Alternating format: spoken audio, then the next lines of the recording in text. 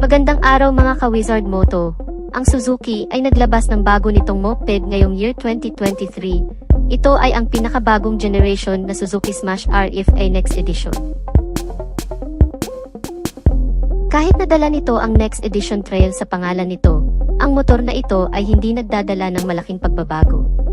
Halimbawa, gumagamit pa rin ito ng speedometer instrument cluster na may analog system. Bilang karagdagan, para sa mga ilaw, gumagamit pa rin ito ng mga valves at tiyak na hindi LED lights. Hindi lang iyon, ang bagong Suzuki Smash RFA 2023 ay gumagamit pa rin ng magnetic lock cover. Ang advantage lang ng motor na ito ay ang underseat compartment na sa sobrang lapad ay makakapaglagay ka ng helmet. Ang natitirang mga detalye at feature ng bagong Suzuki Smash RFA 2023 ay medyo karaniwan pa rin. Sa kabutihang palad, ang disenyo ng moped na ito ay medyo competitive at medyo futuristic. Pagdating sa engine nito, ang pinakabagong moped ng Suzuki ay nagdadala ng isang makina na may 112.8 cubic centimeters. Ang 4 valves of single-cylinder, single overhead cam engine ay gumagamit ng air-cooled system tulad ng nakaraang henerasyon.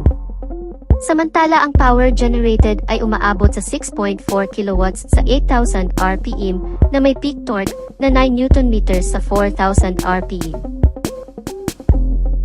Ang bagong model na ito ay may magaan na compact na design at tumitimbang lamang ng 97 kilograms, kahit na ito ay isang maliit at sleek na moped.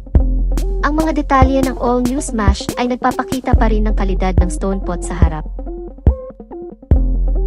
Ang emboss rev sa ibabang bahagi ng motorbike ay hugis air intake na katulad sa mga superbikes, habang ang bumper ay may disenyong winglet. Samantala ang power transmission na mayroon ang underbone na ito ay isang 4-speed gear system na available sa mga hand start at foot start model. Nilagyan din ito ng telescopic front suspension, habang sa rear ay double shock absorbers na gumagana sa swing arm. Ang comfort ng driving features na ito ay ginawang mas ligtas sa pamamagitan ng disc brake system sa harap at drum brakes sa likuran. Pagdating sa fuel tank, ang motorbike na ito ay may capacity na 3.7 liters.